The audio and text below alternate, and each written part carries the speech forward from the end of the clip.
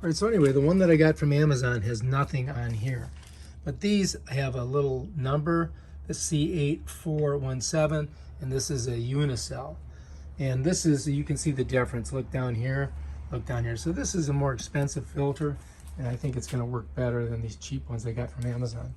Now, if you can't figure out what filter you've gotta get, you come down on your Hayward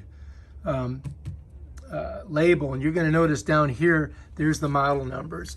There's a C90, a C1200, and a C1750. If you see it's been punched, that's your model. Mine's the C1750, which is the tallest one, which is 28 inches high, and it sets right down on there. So that's how you figure that out.